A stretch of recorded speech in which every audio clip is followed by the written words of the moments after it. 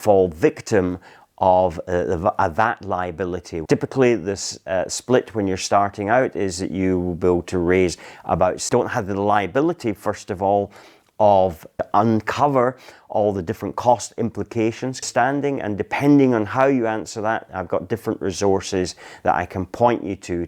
People often book a call with me from my website because they're interested in getting started in property development.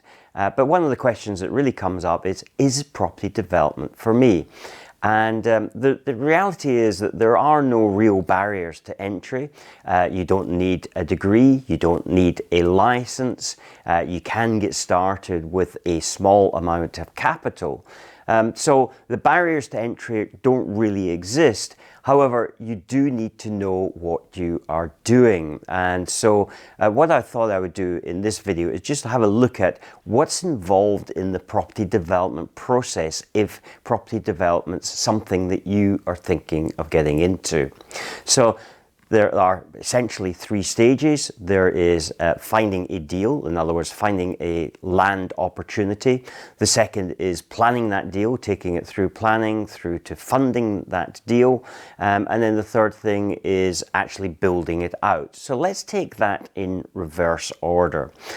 Let's look at the end of the process. And the reason that I say that is because it's fundamentally important to know how you're going to exit your development.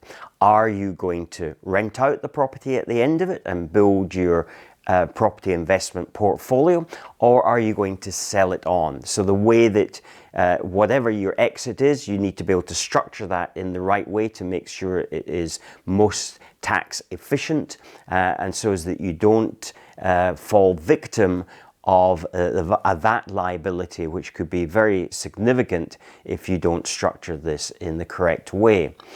Then you need to look at the actual process of actually building. So the actual building process means that you need to comply with health and safety regulations. You need to make sure that your site is safe and secure, and you need to be able to make sure that the materials that you've designated that you need are arriving on time, so that you don't hold up the production of your houses that you're building. So you need to have all of that laid out, and that really takes us back to the second stage, the middle stage, which is planning it. So first of all, in order to make sure that you can complete your development, you've got to make sure that you've funding, and we're going in reverse order incidentally here. So you've got to make sure it's funded properly. That's either going to be through investor funding, it's going to be from traditional funding. It's probably most likely going to be a certain amount of traditional funding and either your own capital or investor funding.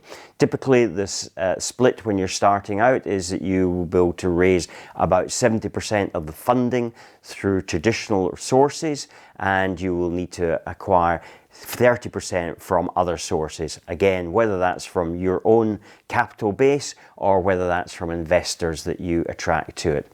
And then going back, we talk about then looking at the actual build itself. You will have by this point have achieved planning, so need to be costing out your you'll have done an initial costing when you're looking at the land in the first place, but this is when you really get down to the brass tacks. You've got your construction drawings, you're able to put it out to either tender, depending on which build route you've decided on, or whether you are going to use a project manager or whether you're going to self-project manage it yourself. So you need to be lining up your contractors, making sure that you get good contractors that are reliable. You need to be, in addition to that, lining up your materials, deciding who your suppliers are, quantifying exactly what those materials are, so as that you have a firm costing and you're able to monitor that costing throughout the build. So this is where you've got all the plans in place ready to start your build.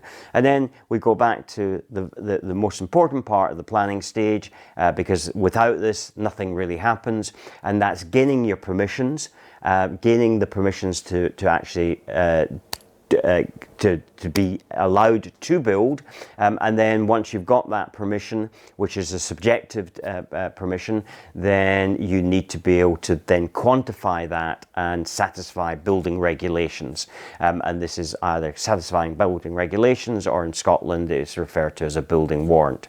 So that having been in place, we then go back to the first part, which is actually finding the deal. And so the finding the deal is going to be broken down into three areas. One is negotiating and securing that deal, which is the last stage of that. And then we go back to actually assessing the deal, and first of all, then finding the deal. So if we look at the negotiation, we've got to make sure that whatever we have determined is the viable price for this proposition, that we're able to secure it at that price. And then having got agreement with the landowner that we can purchase it for that price, we then need to be able to legally secure that deal, so as that we don't have the liability, first of all, of taking on the deal when we don't know whether we're going to get planning or not. And even if we do get planning, we don't know what the implications are going to be of the planners that might make that deal no longer a viable proposition. And generally we will do that one of two ways. If we are looking to simply do the full development and go reach our exit, whether that happens to be renting out or whether that happens to be selling, then we're probably going to put that into an option agreement. If we are just looking to sell the deal on once we've got planning permission, and we are just going to sell the land on, then we might use a promoter agreement. And then we go to the assessment of the, which is the middle phase of this phase. So then we go on to the assessment of the proposition. So we're going to need to know what our costs are.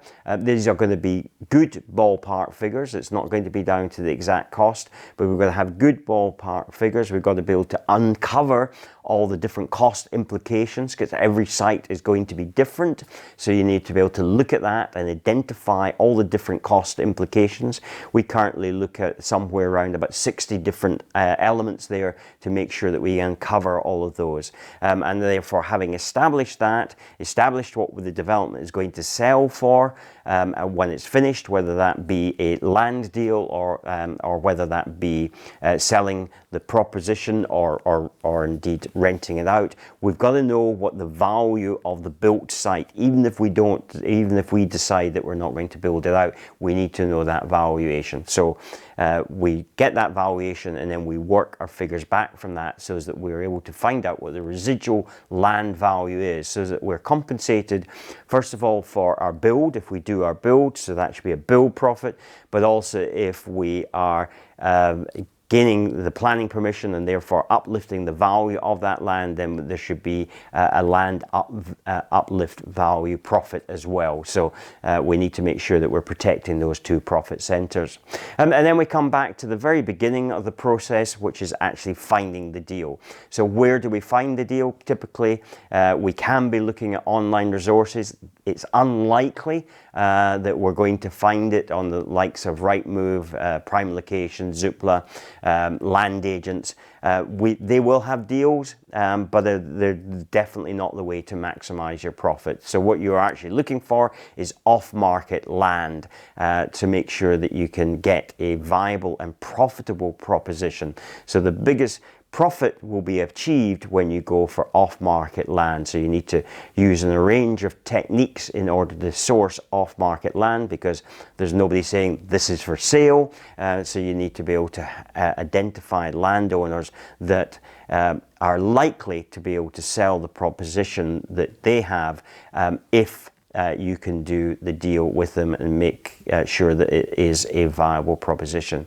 So if any of this interests you, I've created a survey which will answer, when you answer these questions, will give you an understanding, and depending on how you answer that, I've got different resources that I can point you to help you whether you decide to do this or not. It may be at the end of the survey you decide, I'm not going to do this.